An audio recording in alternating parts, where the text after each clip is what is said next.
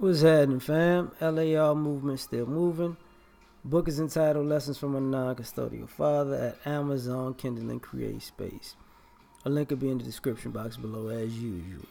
This video is entitled The Bible as I See It. I'm about to talk about the parables and what they mean to me and how I think about it. Some things y'all might agree with, some things it might throw y'all off. When I was younger, I read the whole Bible. A lot of people never read the Bible. So a lot of people are just, and I look at it as parables because they are parables. Like in most Bibles, they have on the very top, what this particular page is about. So everything has its own context. So just as I see it, some things a little off. I will say that because some of y'all might not be like, "What? I never thought about that." First, the devil and Jesus. Jesus is the morning star, and so is the devil. And God has created everything, and God created the devil. So, partially how I think about it is like, Jesus and the devil are brothers, in my opinion. That's just my opinion. Because it's not that difficult, even for God in the Bible, to destroy the devil. But, sometimes you don't want to destroy your own creation. That's just how I look at it. He had Adam and Eve. The devil was out here. He fucked everything up. He fucked the plan up. So, years later, I got to send my other son out there to fix this shit because he the first one and fucked it all up. That's just how I look at it, right? I know it might be off, but there are other stories in the Bible.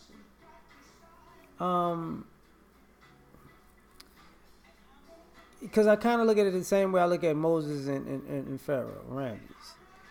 They're brothers, but they're not really brothers. You get what I'm saying? And one seeks to destroy, one seeks to liberate, right? It is what it is. Just depends on how you look at it. But let's move on. Samson and Delilah. Stop pillow talking with thoughts. That was my thought about that parable. That'll get you messed up. And brothers still, what guys still doing to this day that's getting messed up? Pillow talking with thoughts, right? I think it was Ruth and Boaz, I think. The lesson for that I learned was you never know who's watching you. So carry yourself with dignity, class, and integrity, because that's who you are, because you never know who's watching you.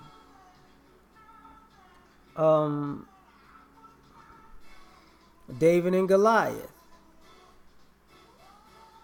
taught me to never underestimate or overestimate anyone. That's what that story taught me.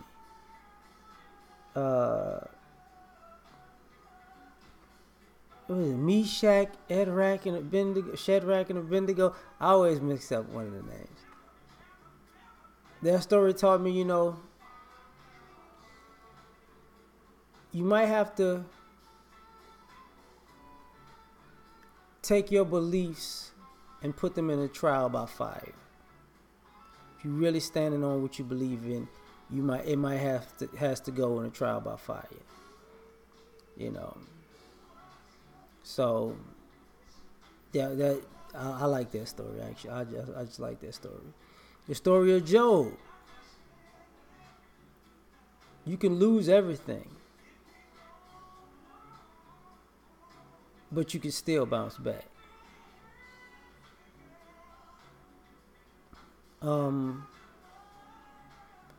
And bounce back better than ever. The loss was unfortunate, though. And sometimes people are betting on you to turn on other people when things get hard. They're betting on you. Some people are rooting for you to get through it, and some people are betting on you that go left. Um, Story of Joseph. Your family can turn their backs on you, but still need you at the end of the day. And, maybe you have to be the bigger person. You never know. And Joseph went through a lot too. That was crazy. He's a bounce back too kind of character.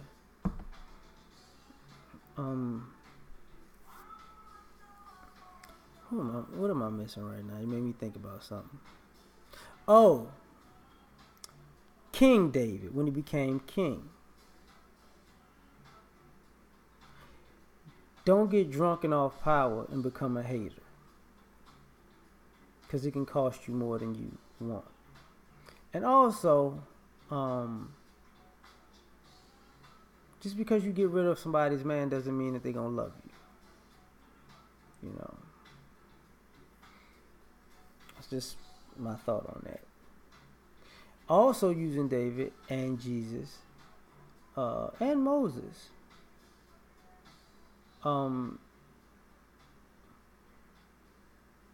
You can't stop prophecy, no matter how you try. Saul tried, Ramses tried. Who else? Who was looking for Jesus? Not the three wise men, but they had to hide in Egypt. I lost the name right now, but tried. But you can't stop prophecy, right?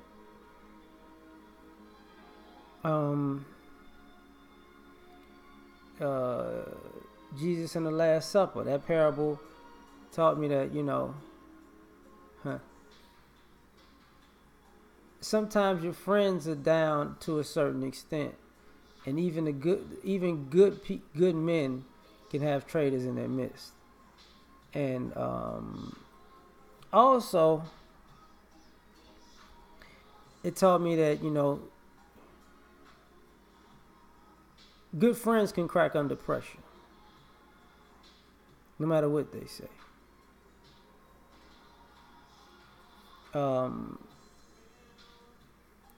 Part of Jesus' miracles, and even Moses' miracles,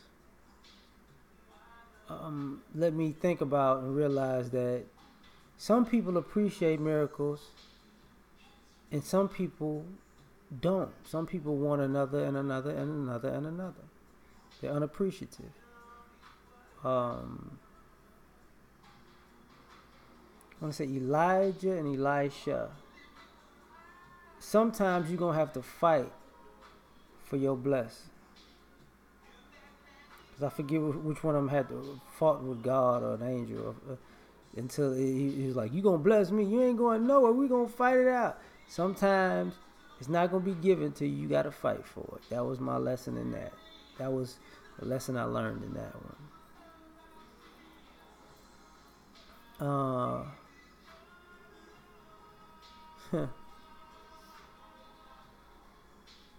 What am I missing right now? Was that Peter or Paul that was in the lion's den? I forget right now. I'm tired. But sometimes you're gonna have to take your beliefs in the lion's den and see if you can come out with them. Because we always use that phrase, going into the lion's den. Sometimes you got to go in the enemy's house, right? The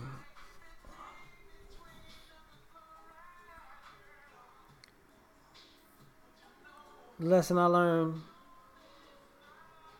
with Adam and Eve. Don't let want mess up a good thing.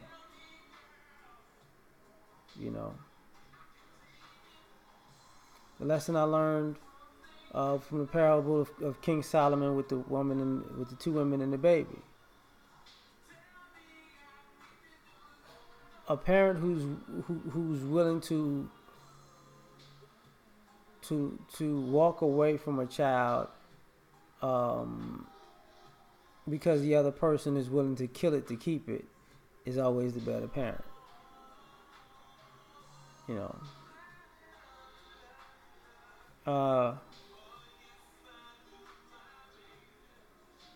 Solomon, in general, knowledge is power.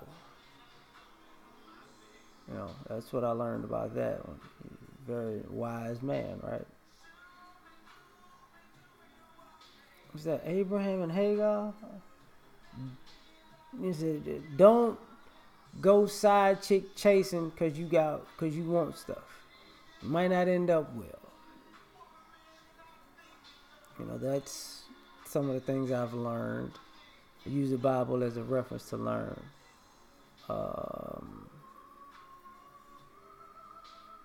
I forgot who. Doggone it. Jesus getting surrounded. You can't let people always take your energy. Sometimes he didn't want people touching him because it was just like, look, y'all draining me. Y'all take. You know. And the same story with the lady breaking the alabaster box of perfume over his head is even the giver needs to be given unto. It's a lesson I learned with that. Like, you know, sometimes, and it's not what you give or how much you give, it's how much that it costs you to give it, sacrifice. That means the most. Yeah.